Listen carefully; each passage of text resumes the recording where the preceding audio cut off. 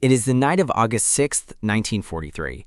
Three American destroyers are moving through the darkness of Vela Gulf at 30 knots.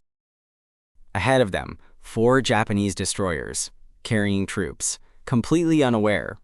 The Americans can see them, the Japanese cannot see the Americans.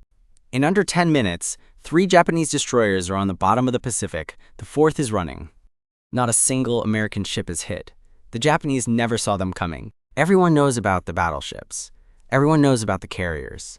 Nobody talks about the ship that was supposed to be too small to matter. My name is Eddie Arsenal. Hit that subscribe button right now if this is your first time here. This channel is where the real stories get told. Here is the paradox. The Imperial Japanese Navy had the best torpedo in the world, the best night fighting doctrine in the world. And in the early battles around Guadalcanal, they were destroying American warships at will in the darkness. The conventional wisdom in 1942 was simple. At night, Japan wins. In close quarters surface combat, Japan wins. They were right, until they weren't. Today we are talking about the Fletcher-class destroyer, a ship the Navy considered too light to matter in fleet battles. That became the backbone of American Pacific surface warfare and one of the most feared warships of the entire conflict. But this story is bigger than one ship class. It is a story about how a technological advantage, invisible, silent, and completely unknown to the enemy, turned the most dangerous waters in the Pacific into a killing ground for the Navy that thought it owned the night. To understand what the Fletcher-class did, you first have to understand what destroyers were supposed to be. Because the Fletcher was not supposed to be a weapon. It was supposed to be a tool. Destroyers in 1940 were defined by their role: escort vessels. Fast enough to screen larger ships from torpedo attack, capable enough to hunt submarines, expendable enough to be sent into danger that no cruiser or battleship commander would accept. The pre-war American destroyer design reflected this thinking exactly. Tight displacement limits kept them relatively small, relatively lightly armed, and optimized for the escort role rather than independent surface combat. The Fletcher-class broke that mold. Designed in 1941 and entering service from 1942 onward, 376 feet long, displacing approximately 500 tons fully loaded, capable of 36 to 37 knots, and significantly more heavily armed than anything the Navy had put in a destroyer hull before. The armament was remarkable for a ship of its size. 5-inch guns in single mounts, 10 21-inch torpedo tubes in 2 quintuple mounts, depth charge racks for anti-submarine work, and anti-aircraft guns that would be upgraded repeatedly as the war progressed. 5-inch guns on a destroyer was not a small battery. The ability to fire 10 torpedoes in a single salvo gave the Fletcher a striking power that was completely disproportionate to its size and classification. But the feature that defined what the Fletcher-class actually became in Pacific warfare was none of these visible weapons.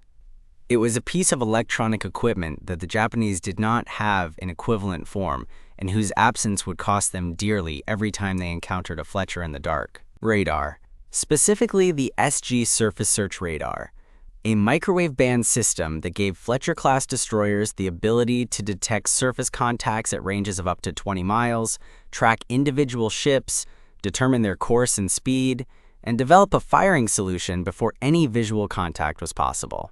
The SG radar's installation on destroyers, the ships most likely to be operating in close-range night combat, created a tactical advantage that the Japanese had no answer for. They had built their entire night combat doctrine around the assumption that darkness provided concealment. The SG radar made that assumption fatal. Japanese naval doctrine in 1942 and 1943 was built around their genuine advantages in night combat. Japanese sailors trained extensively in night vision techniques, avoiding bright light before combat, spotting enemy ships by silhouette and phosphorescent wake at ranges that Western naval officers considered impossible. The Imperial Japanese Navy also had the Type 93 Long Lance torpedo, a weapon so superior to anything the Americans possessed that it fundamentally shaped Pacific naval tactics. The Long Lance ran at 49 knots for a range of 22 miles. It used pure oxygen rather than compressed air, eliminating the visible bubble trail that betrayed conventional torpedoes. Its warhead weighed approximately 1,080 pounds. For comparison, the American Mark 15 torpedo carried by the Fletcher-class ran at 45 knots for a maximum range of approximately 6 miles at high speed. Its warhead was approximately 825 pounds. In every direct comparison, the Long Lance was faster, longer ranged, harder to detect, and more destructive. The Japanese had used the Long Lance to devastating effect at the Battle of Savo Island in August 1942, sinking 4 Allied cruisers in under an hour, one of the worst naval defeats in American history. The conventional wisdom about Japan winning in the dark was based on hard, painful, documented evidence. Now let's talk about what changed, because the story of the Fletcher-class in the Pacific is fundamentally a story about how one technological advantage systematically negated everything the Japanese had built their night combat doctrine around. The SG radar sent microwave pulses into the night and received their echoes, and those echoes told the radar operator exactly where every ship within range was located, what direction it was moving, and how fast. Darkness meant nothing to it. Weather affected it only marginally. It did not get tired. It did not blink. A Japanese destroyer moving through Vella Gulf in August 1943 believed it was invisible. Its lookouts were trained, experienced, scanning the water continuously. They saw nothing because there was nothing to see. The Fletcher-class destroyers they were sailing toward had not yet come within visual range. But on the radar screens of those Fletcher-class destroyers, the Japanese ships were clearly visible, course known, speed known, range known, firing solutions being developed, while Japanese lookouts scanned empty darkness. That information asymmetry, one side knowing everything, the other side knowing nothing, is what produced the result at Vella Gulf. 3 Fletcher-class destroyers fired a coordinated torpedo salvo of 24 torpedoes at ships that had no idea they were under attack. 3 Japanese destroyers were struck and sunk before the survivors understood what had happened. The battle lasted under 10 minutes. The Fletcher-class destroyers did not receive a single hit. The engagement was so one-sided that American commanders initially questioned their own reports. It seemed impossible that 3 destroyers had achieved this result against an enemy with Japan's formidable night-fighting reputation.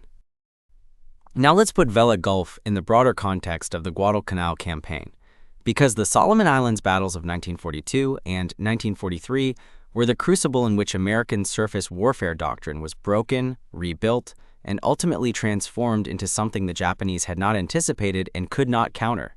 The waters around Guadalcanal, which American sailors called Iron Bottom Sound, became the scene of some of the most intense naval combat in the history of warfare.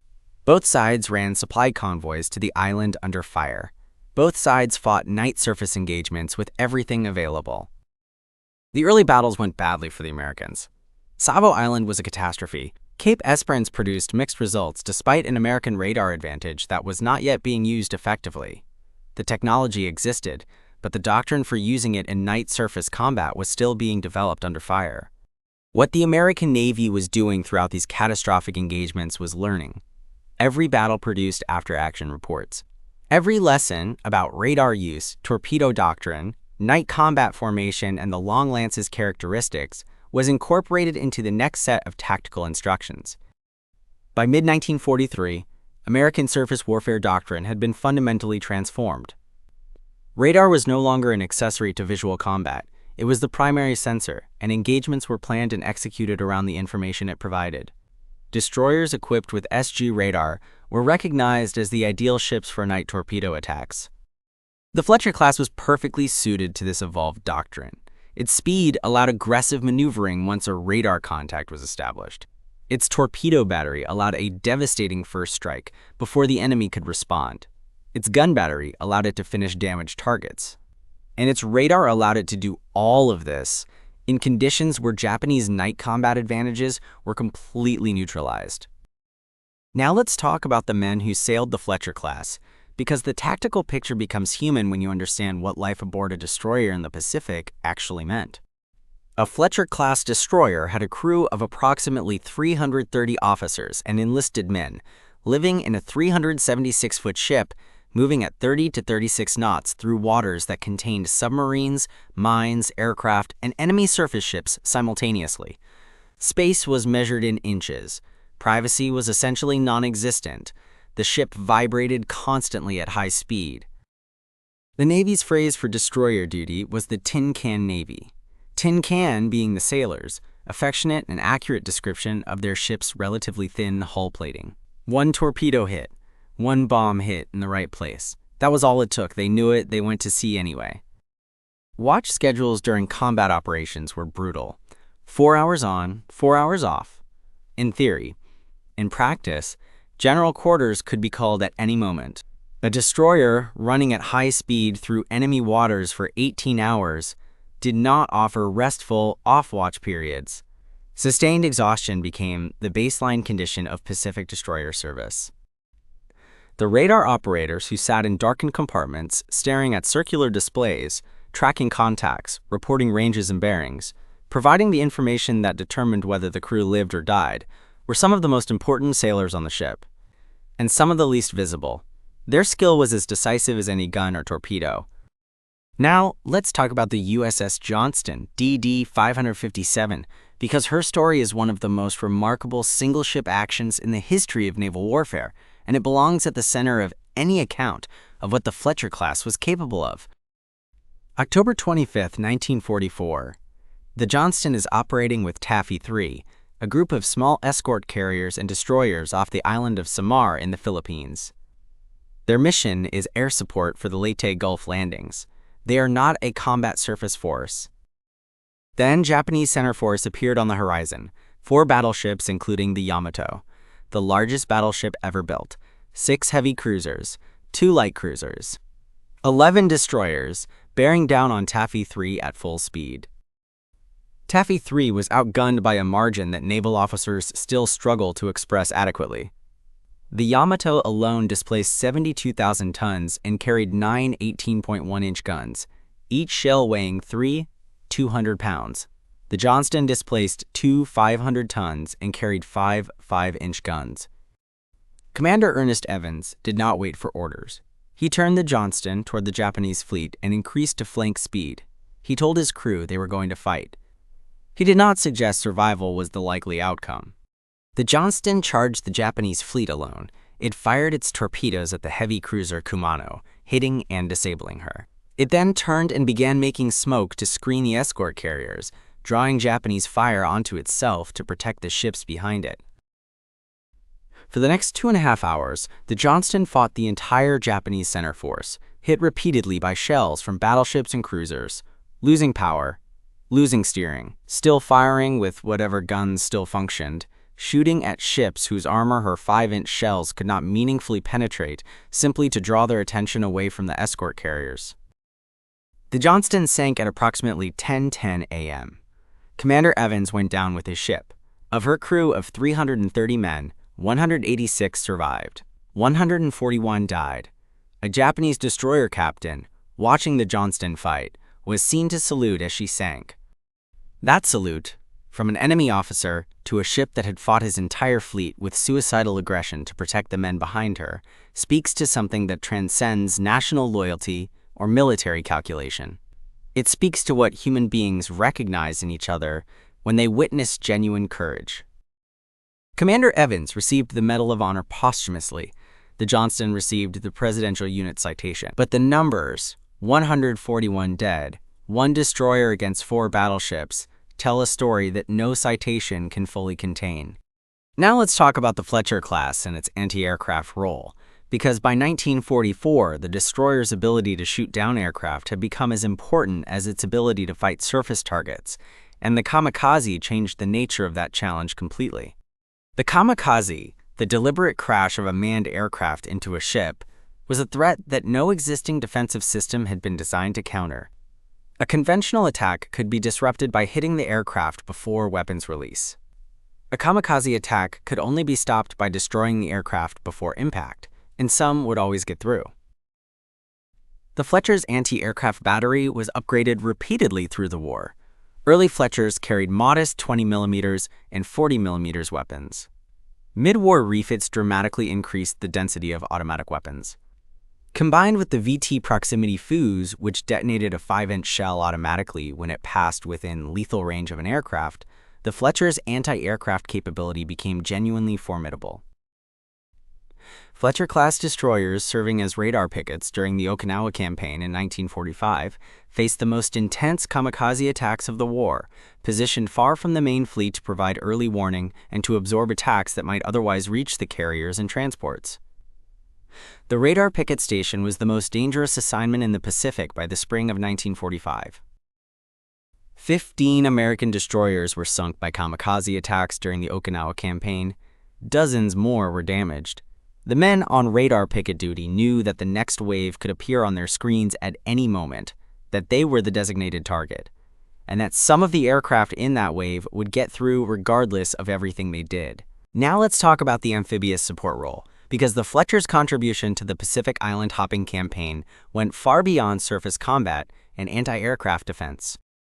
In every major Pacific amphibious operation from Guadalcanal through Okinawa, Fletcher-class destroyers moved into the shallows close to landing beaches and provided direct fire support against Japanese defensive positions that were too close to the landing force for heavier warships to engage safely. The 5-inch guns of a Fletcher could hit specific targets, bunkers, gun positions, troop concentrations, at ranges where the margin between hitting the target and hitting Marines on the beach was measured in yards.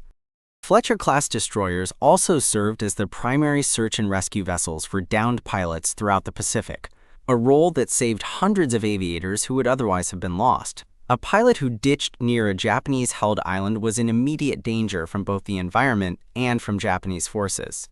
A Fletcher at high speed could often reach a downed pilot before Japanese boats, and that speed made the difference between rescue and death.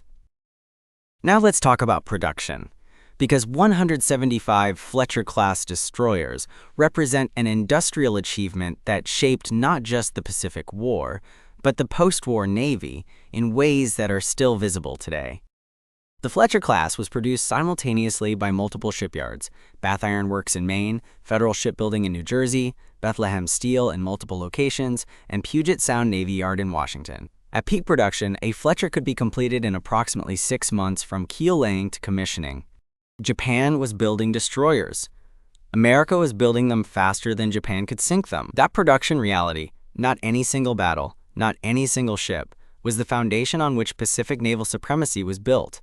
The post-war legacy of the Fletcher-class is remarkable.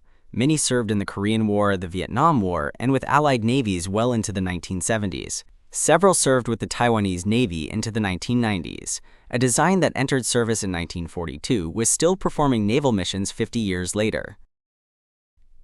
Now let's bring the complete story together, because the Fletcher-class's arc, from too light to matter to backbone of Pacific surface warfare, reveals something important about how naval power is actually built and how technological advantage actually works in combat.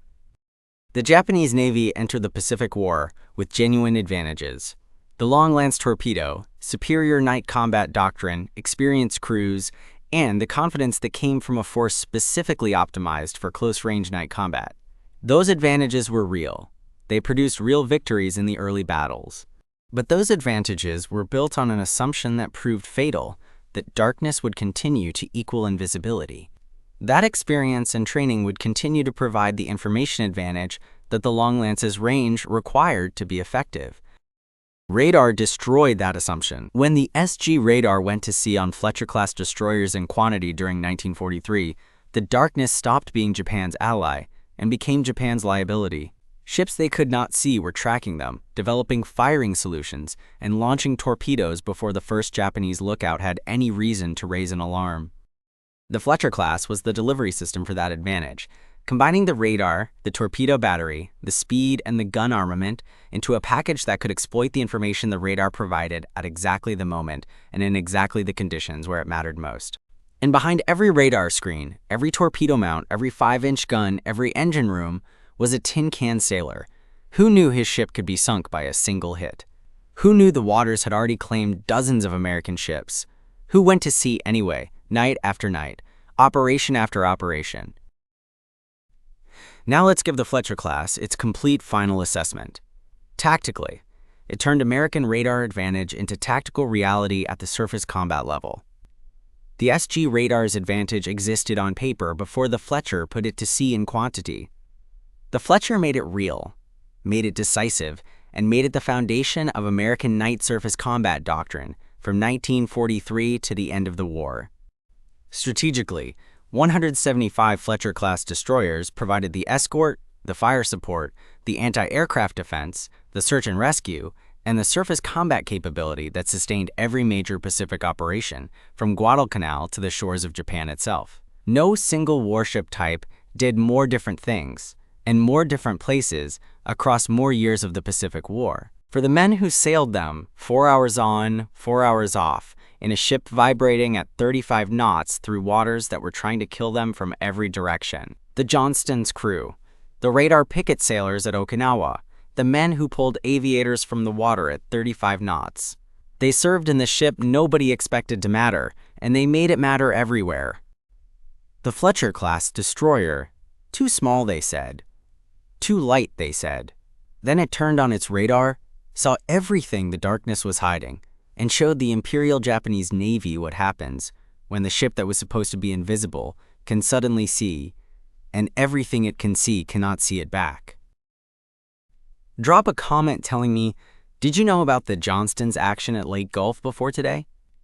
And if you want to know about the American bombing technology that could put a weapon through a specific window from 30,000 feet. Technology so classified that the men who used it were not allowed to discuss it for years after the war ended. That story is next. Subscribe to Eddie Arsenal, hit the bell, and I will see you in the next one. Let's load it up.